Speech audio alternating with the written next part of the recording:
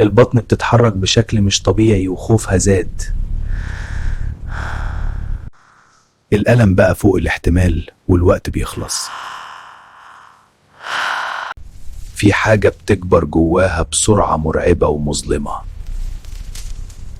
وفجأة سمعت صوت عارفاه كويس من زمان،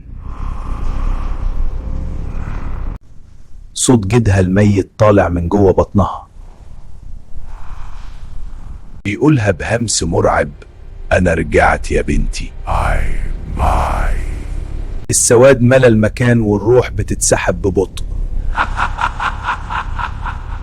الجنين مش طفل، ده شيطان قديم وراجع.